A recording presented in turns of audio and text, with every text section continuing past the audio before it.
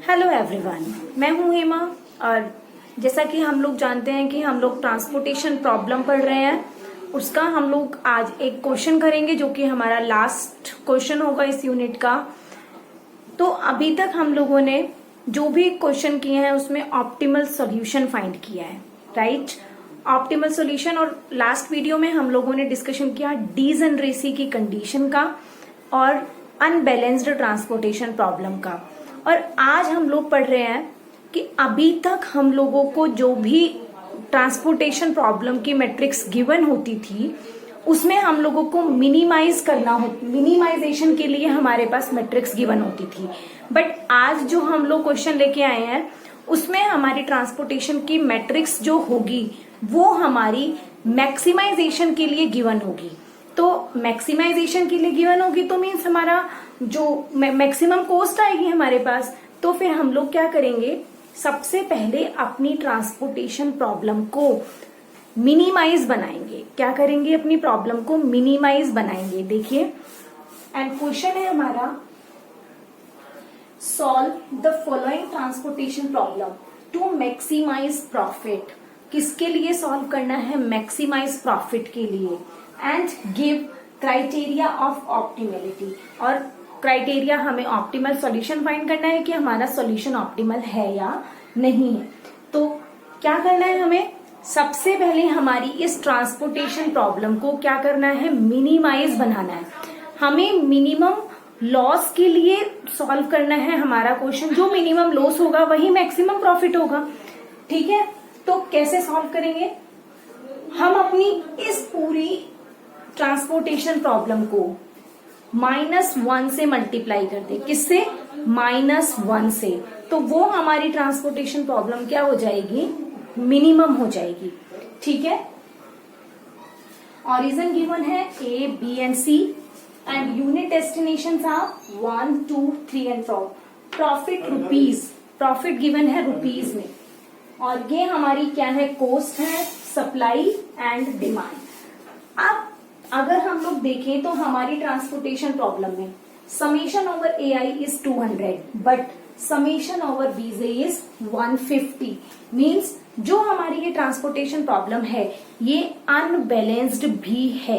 क्या है, अनबैलेंस्ड। तो सबसे पहले हम इसको मिनिमाइज लॉस के लिए फाइंड करें, फिर हम लोग इसको बैलेंस्ड ट्रांसपोर्टेशन प्रॉब्लम में कन्वर्ट करेंगे। कैसे, -1 से सपोज मैंने यही मल्टीप्लाई कर दिया हमारी इसको -40, -25, minus this, minus minus minus minus. तो नेगेटिव से मैंने अपनी प्रॉब्लम को क्या किया, मल्टीप्लाई कर दिया -1 से। तो ये प्रॉब्लम क्या हो गई हमारी, मिनिमाइज लॉस के लिए, मिनिमम लॉस के लिए हम लोग अपनी प्रॉब्लम में को कन्वर्ट कर लिया। फिर अब हमें इस प्रॉब्लम को क्या बनाना है, क्या करना है, सबसे पहला एक ही स्टेप कि अपनी जो भी ट्रांसपोर्टेशन प्रॉब्लम होगी, अगर ये मैक्सिमाइज प्रॉफिट गिवन है, मैक्सिमाइज प्रॉफिट, इसकी वजह से हम अपनी प्रॉब्लम को -1 से मल्टीप्लाई करेंगे। सबसे पहला स्टेप। सेकेंड स्टेप, ये चेक करना बैलेंस है या अनबैलेंस है। तो ये अनबैलेंस्ड थी, अनबैलेंस्ड के लिए क्या करेंगे, अब क्या ज्यादा है, सप्लाई ज्यादा है, क्या कम है, demand. The given transportation problem is, the given transportation problem is an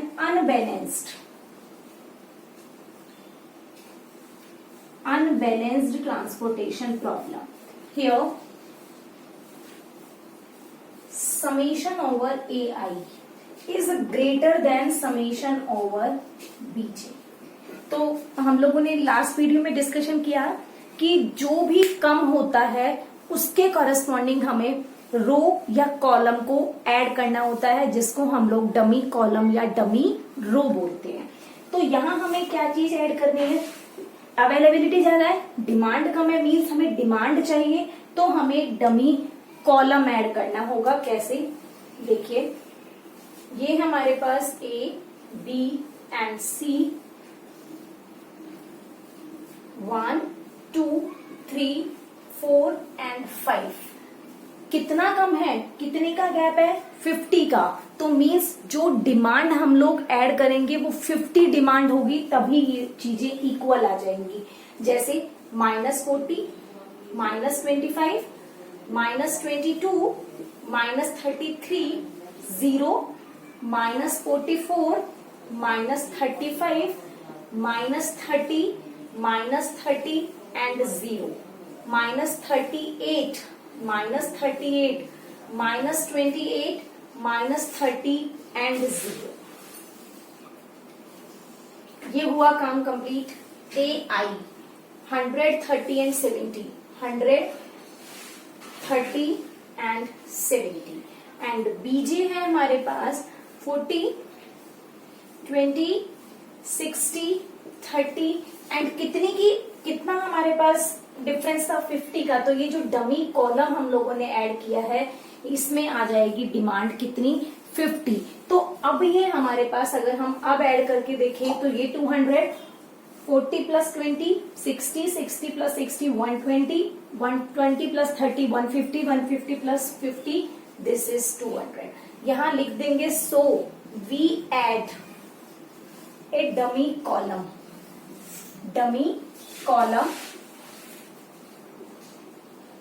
कितनी डिमांड के साथ, with demand of rupees, demand of 50, demand of 50। क्या लिखा हमने, we added dummy column with demand 50। हमने 50 डिमांड के साथ ये ऐड किया।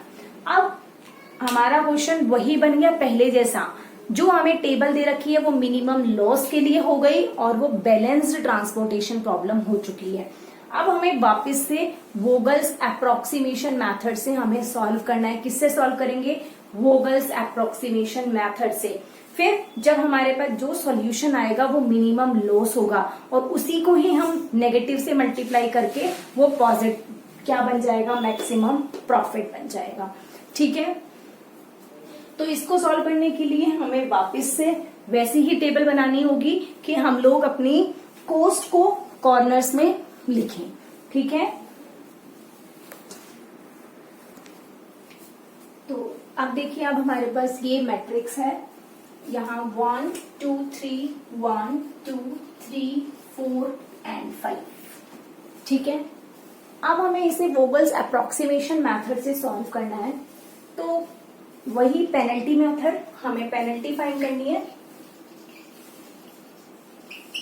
पेनल्टी फाइंड करनी है इधर भी एंड इधर भी। ठीक है, कैसे निकालते पेनल्टी, मिनिमम और सेकंड मिनिमम का डिफरेंस। अब नेगेटिव में है ये -44, -25, -22 एंड -33 एंड 0। तो नेगेटिव में फॉर्मूला थोड़ा चेंज हो जाएगा, मतलब होगा तो वही मिनिमम और सेकंड मिनिमम का डिफरेंस, बट यहाँ पर जो बड़ी क्वांटिटी है नेगेटिव में वो मिनिमम होगी। तो -40 एंड -33 इनका डिफरेंस कितना है 7। -44 एंड 35 इनका डिफरेंस कितना है 9। -38 और -30 इनका डिफरेंस है 8। क्लियर, इधर आते हैं, -44 और -40 इनका डिफरेंस है 4। -38 एंड -35 इनका डिफरेंस कितना है हमारे पास 3। -30 एंड -28 का डिफरेंस है 2। 30 एंड 3 का डिफरेंस है 3 एंड 0 और 0 का डिफरेंस है इनमें 0। तो अब हमें क्या करना है, मैक्सिमम पेनल्टी आ रही है 9 में, मैक्सिमम पेनल्टी आ रही है सेकंड रो में। सेकंड रो में मिनिमम कोस्ट है -44। तो -44 को हमें फिल करना है 30 और 40 के मिनिमम से, जो कि हुआ 30 से फिल किया। ये रो हमारी कंप्लीट एंड 40 में अभी कितना रिमेनिंग हो गई डिमांड, 10 की डिमांड अभी रिमेनिंग है। वापस से अगेन पेनल्टी, फिर से 40 एंड 33 का डिफरेंस है 7, ये वाला रो हमारी ब्लैंक। 38 एंड 30 का डिफरेंस है 8 का, और इसमें 40 एंड 38 का डिफरेंस है 2। 38 एंड 25 इनमें डिफरेंस हो गया 13 का। 28 एंड 22 में 6 का, 33 और 30 में डिफरेंस है 3 का और इसमें अगेन 0 का। तो मैक्सिमम हमारे पास ये आ रहा है। मैक्सिमम पेनल्टी में मिनिमम कोस्ट है 38। मैक्सिमम पेनल्टी वाले कॉलम में मिनिमम कोस्ट जो कि है 38 को 20 और 70 के मिनिमम से फिल करना है। 20 से हमने फिल किया और इधर हमारे पास 50 रिमेनिंग रहा, तो ये हमारा कॉलम फिल हो गया। क्लियर। अगेन पेनल्टी देखिए 40 और 33 इनका डिफरेंस वही 7, ये वाला रो हमारी ब्लैंक। 38 एंड 30 का डिफरेंस अगेन 8 और इधर 48 एंड इसका डिफरेंस है 2, ये वाला कॉलम ब्लैंक। 28 और 30 का डिफरेंस है 6, 33 और 30 का difference 3 and this is again 0।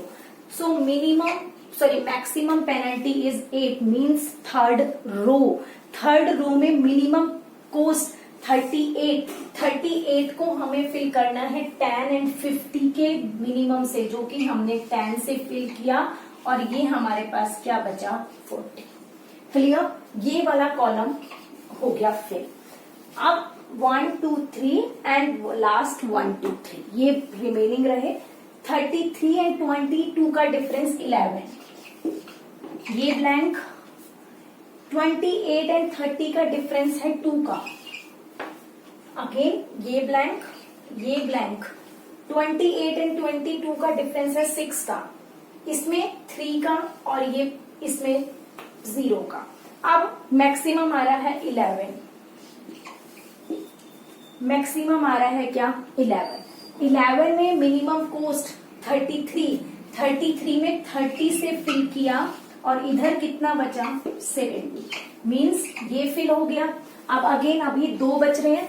क्या बात हुई थी कि जब एक रो या एक कॉलम हमारे पास रिमेनिंग होता है तब हम लोग पेनल्टी फाइन करना स्टॉप करते हैं। अभी 2 है, 22 एंड 0। 22 का डिफरेंस इसमें नहीं है, 28 का डिफरेंस, 28 एंड इसमें 6 का डिफरेंस, ये फिल हो चुका एंड इसमें 0 का डिफरेंस। तो अभी मैक्सिमम आ रही है 28 वाली पेनल्टी में 28 वाला कॉलम। 60 और 40 के डिफरेंस में से हमने 40 को फिल किया, ये फिल हो गया और इधर बचा 20। अब देखिए अब सिर्फ ये 2 सेल्स बच रहे हैं हमारे पास, तो इन 2 सेल्स में 20 plus 50 is equals to 70 fill हो गया। 20 फिल किया तो इधर 50 रिमेनिंग, 50 एंड 50 हमने यहाँ पर फिल किया। क्लियर। तो अब ये था हमारे पास वोगल्स अप्रोक्सीमेशन मेथड। सेल हमारे पास नंबर ऑफ एलोकेशंस कितने होने चाहिए, m plus n minus 1 is equals to number of row 3 plus number of columns 5 minus 1 is equals to कितना आ गया 7। 1 2 3 4 5 4 3 and 3 6 and plus 1 7 means optimal solution के लिए, ऑप्टिमल कंडीशन के लिए ये हमारी नॉन डीजनरेसी की कंडीशन कहलाती है कि number of allocations are m plus n minus 1 होंगे, तो ये नॉन डीजनरेसी है। मीन्स हम डायरेक्ट ऑप्टिमल सॉल्यूशन फाइंड कर सकते हैं क्योंकि क्वेश्चन में लिखा हुआ है and give criteria of optimality. अब जब हम लोग ये फाइंड करेंगे तो मिनिमम लॉस होगा। मिनिमम लॉस कैसे निकालेंगे, -22 into 20 plus -33 into 30 plus 0 into 50 plus -44 into 30 and -38 into 10 plus ये हमारे पास क्या हो जाएगा मिनिमम लॉस जो भी आएगा। अभी हम लोग आगे पढ़ रहे हैं, फिर हम उसमें क्या करेंगे ऑप्टिमल सॉल्यूशन फाइंड करेंगे। किससे, यूवी मेथड या मोदी मेथड। यूवी मेथड से हम लोग ऑप्टिमल सॉल्यूशन फाइंड करेंगे। अगर उसमें और कम आएगा या फिर हम बोले कि dij greater than equals to 0 नहीं आया तो हम अगेन उसको सॉल्व करते हैं। तो अब देखिए अब हम लोग क्या कर रहे हैं, अब हम लोग यूवी मेथड से टेस्ट ऑफ ऑप्टिमिलिटी फाइंड कर रहे हैं। क्या कर रहे हैं, टेस्ट ऑफ ऑप्टिमिलिटी की हमारा जो ये सॉल्यूशन आएगा इनको मल्टीप्लाई और ऐड करने पर कि उससे भी मिनिमम हमारी कॉस्ट आ सकती है या नहीं आ सकती, मिनिमम सॉल्यूशन हमारा आ सकता है या नहीं आ सकता। तो देखिए हम लोग ऑप्टिमिलिटी टेस्ट कर रहे हैं। कैसे करते हैं? UI और VJ हम लोग फाइंड करते हैं। तो जिसमें मैक्सिमम एलोकेशंस होते हैं उस वाली रो को या उस वाले कॉलम को हम लोग क्या उसकी वैल्यू पुट करते हैं? 0। तो यहाँ पर 2 है हमारे पास, 3 allocations are there and 3 also there. तो किसी को भी 0 पुट कर ले, हमने इसको 0 मान लिया। फिर हम लोग कॉस्ट में से इस वैल्यू को माइनस करते हैं। -22 0 -22 -33 -0 0 -0। तो ये हमारे पास U1 और V3 V4 एंड V5 आ गए। फिर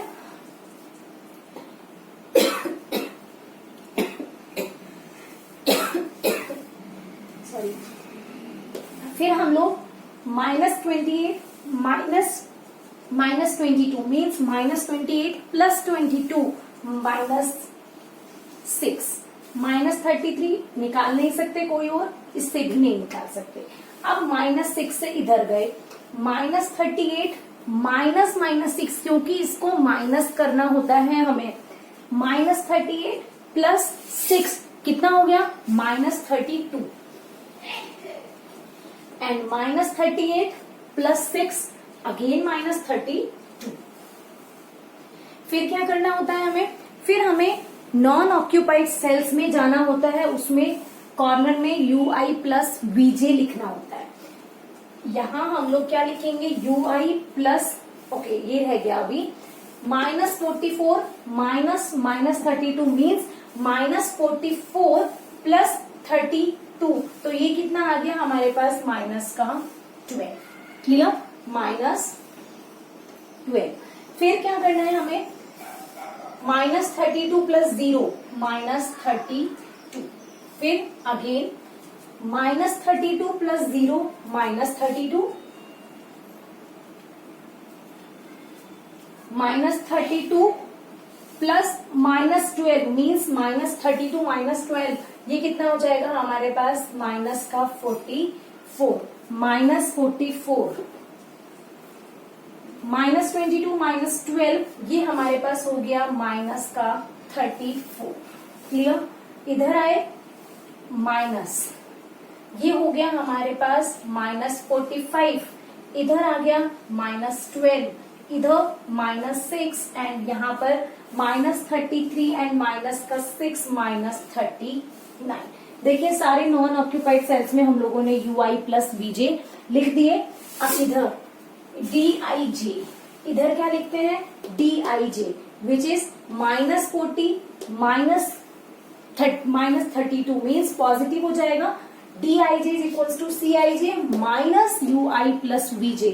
तो जहां नेगेटिव साइन है वहां पॉजिटिव कर देंगे, मीन्स जब माइनस करेंगे तो -40 + 32 प्लस का -8 -25 + 32, तो ये कितना हो जाएगा हमारे पास? +7। और इधर ये हमारे पास है -35 + 44, जो भी आएगा वो पॉजिटिव है। हमें तो सिर्फ नेगेटिव वाले से काम है, नेगेटिव आया है इसमें। -30 एंड +34, ये भी प्लस और ये भी प्लस हो जाएगा क्योंकि -30 -45 देन प्लस का 15 एंड ये भी हमारे पास 12, this is 6 and this is 9। ठीक है, सारे आ गए। सिर्फ और सिर्फ एक DIJ हेयर D12, कौन सा? Here D11 is less than 0, so the solution is not minimum solution or not an optimal solution। ठीक है, तो यहां से अब हमें क्या करना है? इसको +θ पुट कर लेंगे। थीटा से होता हुआ हमें एक लूप लेके जाना है। देखिए अब लूप सीधा सीधा बन रहा है, इधर नहीं लेके जाएंगे, इधर लेकर गए, इधर से इधर, फिर इधर आ गए एंड देन वापस इधर। Theta -θ +θ and -θ। Clear? Theta minus theta plus theta and minus theta. फिर थीटा की वैल्यू कैसे फाइंड करते हैं, मिनिमम ऑफ माइनस वाला 20 minus theta and tan minus theta is equals to 0. So theta is equals to 10. थीटा की वैल्यू क्या आ गई हमारे पास, theta is equals to 10। Again हम लोग ट्रांसपोर्टेशन प्रॉब्लम बनाएंगे A, B and C।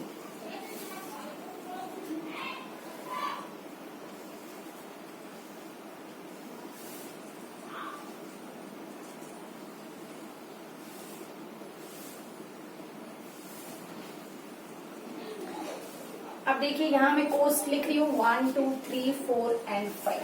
Coast लिख रहे हैं -40 -25 -22 -33 एंड 0।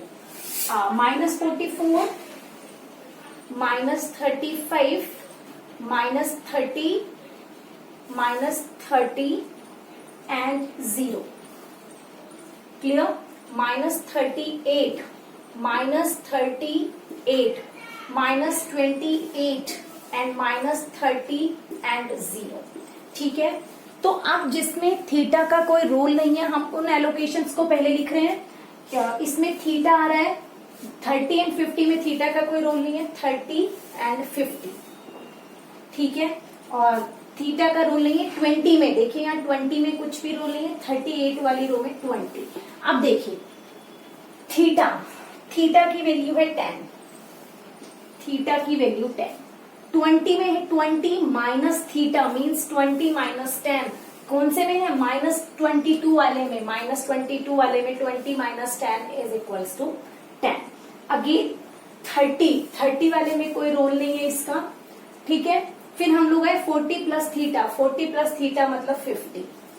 और इधर 10 माइनस थीटा मीन्स ये वाला सेल ब्लैंक हो गया। अब ये वाले सेल की वैल्यू इसमें आ गई। अगेन 7 होने चाहिए, 1 2 3 4 5 6 एंड 7। अब हमें वापस से इसमें चेक करना है कि ये ऑप्टिमल सॉल्यूशन है या नहीं है। अगेन ui और bj देखते हैं, ui और bj। ठीक है, मैं एक ही बार इसका सॉल्यूशन निकालूंगी कि जब हमारे पास सभी dij greater than and equals to 0 हो जाएंगे तभी मैं डायरेक्ट ही एक ही बार लिख दूंगी आंसर। आप लोग बार बार भी दिखा सकते हो, -40 इंटू 10 प्लस -20 इंटू 10 -33 इंटू 30 वगैरह करके इज इक्वल्स टू। ठीक है, अब अगेन ui और bj वही तरीका जिसमें मैक्सिमम नंबर ऑफ एलोकेशंस हैं उसको 0 दिख रहा है कि मैक्सिमम इसमें है तो 0। माइनस करते जाते हैं, -40 -22 -33 एंड 0। क्लियर, क्योंकि 0 माइनस 0 इज ऑल्सो 0। अब वापस से अब हमारे पास एक और ये दोनों बच गए। इसकी वैल्यू हम लोग अभी नहीं निकाल सकते, इस हम लोगों ने निकाली, इससे निकाल सकते हैं। -44 -40 मीन्स पॉजिटिव 40, -44 प्लस 40 प्लस का 4, सॉरी -4 -44 है ना। फिर ये निकल गया एंड अगेन इससे हम लोग ये वाली निकाल सकते हैं। -28 -22 मीन्स -28 प्लस 22 इज -6। ठीक है, अब इससे -38 -6 means -38 plus 6 is equals to -32। फिर अगेन वही ui प्लस bj, -32 प्लस 0 -32 और -32 -4 -36 -22 -4 -26 -33 -4 -37 एंड इधर -4। इधर 0 प्लस -6 -6 -33 -6 -39 एंड इधर आ जाओ -40 -6 -46। ठीक है, हो गया। फिर dij के लिए cij minus ui plus bj, तो -25 प्लस 32 पॉजिटिव आएगा। हमें तो सिर्फ पॉजिटिव वाले से काम, हमें तो सिर्फ ये देखना है कि पॉजिटिव आने चाहिए। अगर नेगेटिव आ रहा है तो हम लोग वापस से उसको करेंगे। -35 + 36 ये भी पॉजिटिव, -30 + 26 ये नेगेटिव है। क्या है ये? नेगेटिव। और ये भी पॉजिटिव, ये भी पॉजिटिव, ये भी पॉजिटिव, ये भी positive and this is also positive. अब भी ये नेगेटिव आया है। फिर वापस से वही फॉर्मूला कि इसको हम लोग +θ पुट करते हैं, फिर +θ से होता हुआ एक लूप बनाते हैं। अब इधर लूप देखिए, इधर गए, देन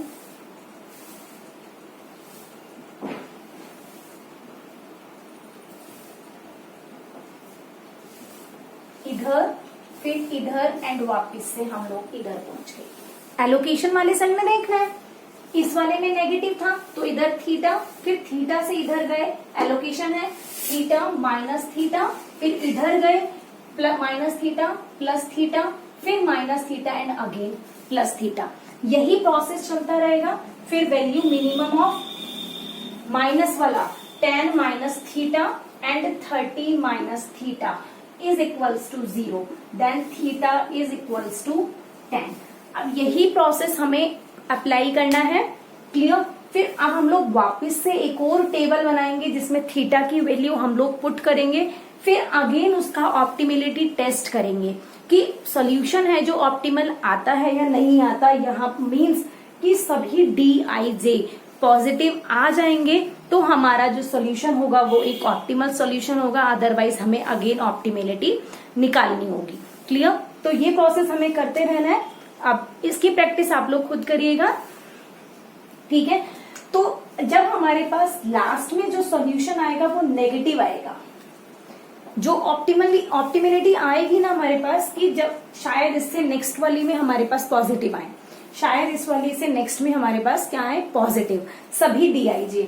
तो जब हम लोग मल्टीप्लाई करेंगे कोस्ट और वैल्यूज को, मींस कोस्ट और एलोकेशंस की वैल्यूज को जब हम लोग मल्टीप्लाई करेंगे तो वो नेगेटिव आएगी, क्योंकि माइनस है सभी, -40 -25 सभी नेगेटिव है।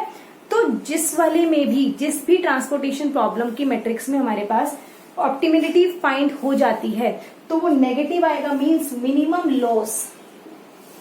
लॉस। और वही मिनिमम लॉस क्या होगा हमारा? नेगेटिव से मल्टीप्लाई करने पर मैक्सिमम प्रॉफिट होगा। ठीक है, उसको हम लोग नेगेटिव से मल्टीप्लाई कर देंगे तो ये क्या होगा? हमारा maximum profit.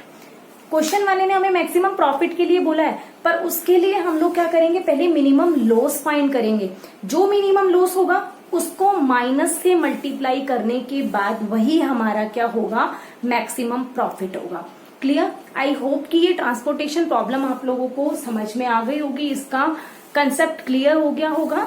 Okay guys, thank you so much. Next video में मिलते हैं नए टॉपिक के साथ।